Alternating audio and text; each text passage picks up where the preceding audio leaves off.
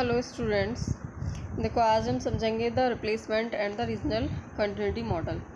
तो जो replacement model है वो हमें ये दिखाता है कि कंप्लीट जो रिप्लेसमेंट है सब जगह पर, वो जो मॉडर्न ह्यूमन है आज का, वो कहीं ना कहीं जो ह्यूमंस की ओल्डर फॉर्म है उनसे बिलोंग करता है। ठीक है। और इसके बारे में जो लोग आर्ग्यू करते हैं वो कहीं ना कहीं बताते हैं कि जो सिमिलरिटीज़ हैं मॉडर्न ह्यूमंस के बीच में, उसका कारण है कि जो वो कहीं ना कहीं ऐसे जगह से डिसेंट हैं जो कि पॉपुलेशन कहाँ पर ओरिजिनेट हुई है, एक सिंगल रीजन में ओरिजिनेट हुई है। और जो सिंगल रीजन कौन सा है? अफ्रीका है। The evidence of the earliest fossils of modern humans from Omo in Ethiopia also support the replacement model। जो एविडेंस है अर्लीस्ट फॉसिल्स का मॉडर्न ह्यूमंस का, वो हमें कहाँ मिलता है? इथोपिया के ओमो में। वो भी सपोर्ट करता है रिप्लेसमेंट मॉडल्स को। जो स्कॉलर्स हैं जो इस व्यू को सेस करते हैं, वो कहते हैं कि जो फिज़िकल डिफरेंसेस अगर हम लोगों के बीच में देख रहे हैं, मॉडर्न ह्यूमन के बीच में, तो वो किसका रिजल्ट है? एडेप्टेशन का रिजल्ट है। क्योंकि जो पॉपुलेशन है वो एक लंबे टाइम से, या फिर जब कोई प्रॉब्लम हुई होगी तो वो माइग्रेट होकर के वहाँ से चले गए और फाइनली जिस रीजन में गए वहाँ पर परमानेंटली सेटल डाउन हो गए। तो ये रीज़न है कि रिप्लेसमेंट जो मॉडल है उसको समझने के लिए। Early human basis of obtaining food, जो अर्ली ह्यूमन होता था वो किस तरीके से फूड को ऑप्टेन करता था वो हम समझेंगे। देखो, बहुत लंबे टाइम से हम कंसीडर कर रहे हैं कि जो एविडेंस है स्केलेटन का, उसको हम अगर देखें तो वो कहीं ना कहीं कैसे यूज़ किया जाता है रिकन्स्ट्रक्ट करने में। वो हमें ये बताता है कि लोगों ने जो कंट्रीज़ में कॉन्टिनेंट में इधर से उधर जो मूवमेंट किया है, उनका जो मूवमेंट रहा है वो किस तरीके से एक हिस्ट्री को रिकन्स्ट्रक्ट करता है। ये हमें कौन बताता है? ये हमें बताता है स्केलेटन्स के रिमेन्स। लेकिन लोगों के जो अर्ली ह्यूमन होते थे उनके कुछ रिटन एस्पेक्ट्स भी होते थे, और उन्हें हम कैसे समझेंगे वो अब हमें नीचे स्टडी करना पड़ेगा। ठीक है। Early human would have obtained food through a number of wages. देखो, जो अर्ली ह्यूमन है वो कई तरीके से फूड को ऑब्टेन करता है। जैसे अगर हम सोचें, gathering, hunting, scavenging, fishing. Gathering would involve collecting plant food such as seed, nuts, berries, fruits and tubers। अगर हम देखें तो जो गैदरिंग होती है उसमें क्या होता है कि प्लांट्स के जो पार्ट्स होते हैं जैसे कि सीड्स, नट्स, बेरीज, फ्रूट्स, इन सबको वो कलेक्ट करते हैं फ्रूट के तौर पर। And that gathering was practised is generally assumed rather than conclusively established as there is very little direct evidence for it. लेकिन जनरली अगर हम देखें तो इस तरीके के जो काम किए जाते, जो प्रैक्टिसेस होती थी उस टाइम, उसके एविडेंस डायरेक्टली नहीं मिलते हैं, और मिलते भी हैं तो वो बहुत कम मिलते हैं। फॉसिल बोन्स, फॉसिलाइज्ड प्लांट के जो रिमेन्स हैं वो भी हमें रेयरली ही देखने को मिलते हैं।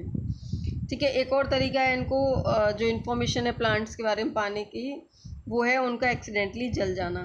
अगर वो जल जाते हैं प्लांट्स तो वो एक लंबे टाइम तक प्रिजर्व्ड हो जाते हैं, और वो हम यूज़ कर सकते हैं या हमें वो मिल सकते हैं, जिनसे हम इंफॉर्मेशन ले सकते हैं कि वो कितना पुराना है। ये जो प्रोसेस होता है वो कार्बोनाइजेशन के ज़रिए होता है। इस फॉर्म में क्या होता है कि जो ऑर्गेनिक मैटर होता है वो प्रिजर्व हो जाता है एक लंबे टाइम के लिए। लेकिन जो आर्कियोलॉजिस्ट हैं उनको जो कार्बोनाइज सीड्स हैं बहुत ही कम मिले हैं। जो एविडेंस हैं कार्बोनाइज सीड्स के वो बहुत ज़्यादा कम मिले हैं, और मिले भी हैं तो बहुत ज़्यादा पुराने पीरियड के नहीं मिले हैं। रिसेंट ईयर्स अगर हम जो अभी के हाल ही के ईयर्स हैं उनमें हम देखें तो वो जो हंटिंग है, हंटिंग वर्ड है, उसको अंडर डिस्कशन है वो किसके? स्कॉलर्स के। Increasingly, it is being suggested that the early hominids scavenged or foraged for meat and marrow from the carcasses of animal that had died। देखो, अब सीधा सा मतलब इसका समझ लो कि सजेस्ट किए, इन लोगों सजेस्ट किया है कि जो होमिनिड्स हैं वो स्कैवेंज करते थे। दैट मीन के जो मीट होती थी, जो मांस मच्छा खाएँ उसको वो कहीं कहीं से लेते थे। तो वो कैसे लेते थे? या तो एनिमल नेचुरली मर जाएं, उनकी डेथ नेचुरली हो जाए या फिर वो किसी और के ज़रिए उनको मार दिया जाए, तो उनकी बॉडी से वो क्या करते थे, पूरी तरीके से उस मीट को और जो मैरो यानी कि थोड़ा बहुत मांस लगा हुआ रह जाता था उसको भी खुरच के ले जाते थे। And it is equally possible that small mammals, और ये भी पॉसिबल है कि वो जो स्मॉल मैमल्स होते थे जैसे कि रोडेंट्स हैं, बर्ड्स हैं, उनके जो अंडे होते थे, एग्स हैं, रेप्टाइल्स हैं या इंसेक्ट हैं, उन सबको भी होमिनिड्स खाने के तौर पर यूज़ करते थे, उनको भी खा लिया करते थे। हंटिंग अगर हम देखें तो हंटिंग जो पूरी तरीके से शुरू हुई है वो 5 लाख साल पहले शुरू हुई है, ठीक है। इसके जो क्लियर एविडेंस हैं वो हमको जो प्लेन्ड हंटिंग जो शुरू हुई है उसके एविडेंस हमको 2 जगह से मिलते हैं, 2 साइड से मिलते हैं। पहला है बॉक्स ग्रोव इन साउथर्न इंग्लैंड, वो 5 लाख साल पुराना है। एंड द सोनिजेन, वो है जर्मनी में 4 लाख साल पहले का, ठीक है। तो हमको कहाँ कहाँ से मिलते हैं,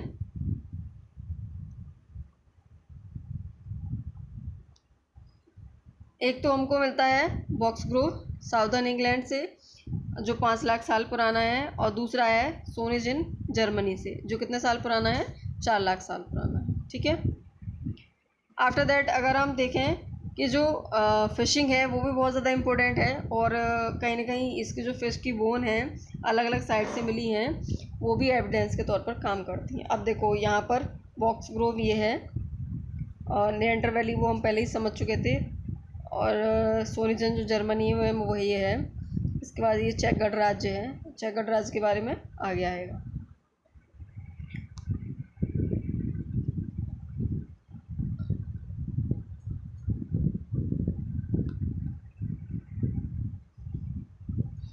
देखिए फ्रॉम 35,000 ईयर्स एगो, अगर हम 35,000 साल पहले से देखें तो जो प्लैंड हंटिंग थी वो यूरोपियन साइड से शुरू हुई है, जैसे कि धोलनी, बेस्टोनिया जो कि चेक गणराज्य में है, अभी मैंने आपको दिखाया था चेक गणराज्य उसमें है।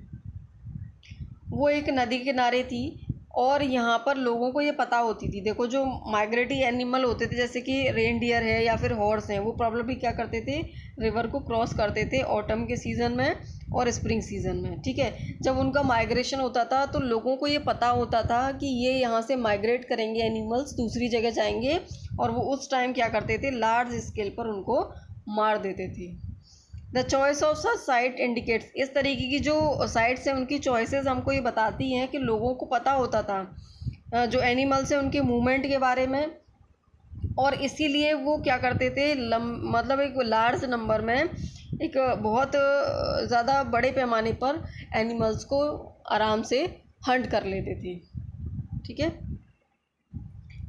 डिड मैन एंड वीमेन, देखो मैन और वीमेन डिफरेंट रोल था गैदरिंग में, स्कैवेंजिंग या हंटिंग या फिशिंग में, तो हम लोगों को इसके बारे में बहुत ज़्यादा जानकारी नहीं है, we really don't know about it, it was different और समथिंग लाइक दिस पीरियड, तो हम लोगों को ज़्यादा जानकारी नहीं है इसके बारे में, क्योंकि जो आज की सोसाइटीज़ अगर हम देखें हंटिंग गैदरिंग के बारे में, तो वहाँ पर विमेन और मैन की जो डिफरेंट एक्टिविटीज़ रहती हैं, तो हम ये नहीं कह सकते हैं कि जो पास्ट है वो भी इसी के समान रहा होगा, ठीक है।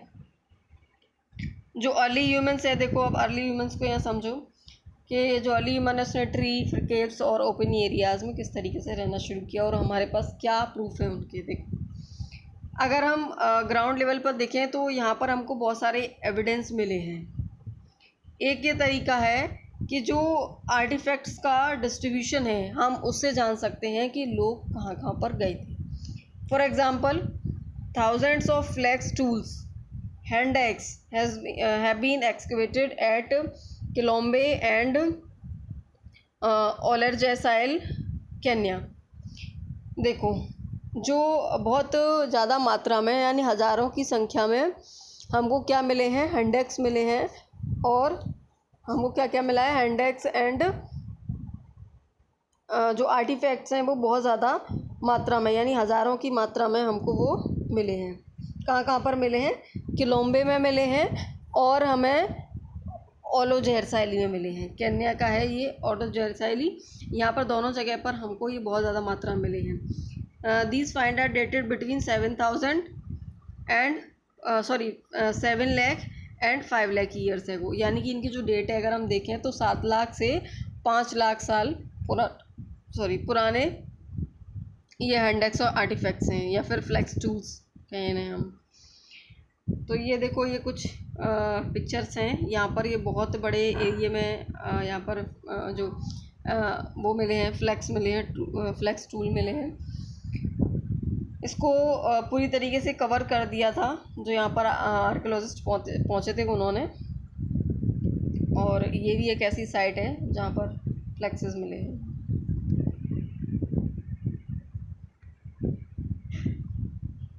देखो, how did these tools accumulated in one place, ये बहुत ज़्यादा मात्रा में एक प्लेस पर कैसे मिल गई।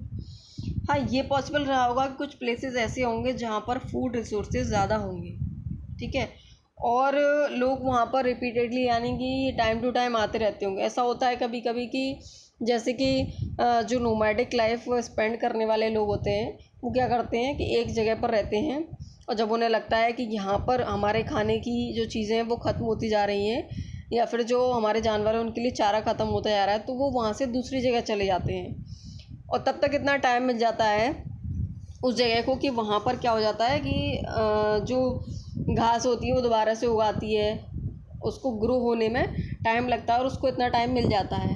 फिर देन वो क्या होता है कि वो लोग वापस उस जगह पर आते हैं। इस तरीके से वो इधर उधर जाते रहते हैं। और ऐसे ही कहीं ना कहीं यहाँ पर फूड रिसोर्सेज ज़्यादा रहे होंगे तो लोग वहाँ पर ज़्यादा बार गए होंगे। In such areas, people would tend to leave behind traces of their activities and presence, including artifacts. लोग यहाँ पर आए इसके लिए हमको क्या है, उनकी जो एक्टिविटीज़ हैं, उनकी जो प्रेजेंस है वो हमें कैसे पता चलता है, जो आर्टिफैक्ट्स वगैरह हमें मिलते हैं वहाँ से, जो टूल्स मिलते हैं उससे हम ये अंदाज़ा लगा सकते हैं।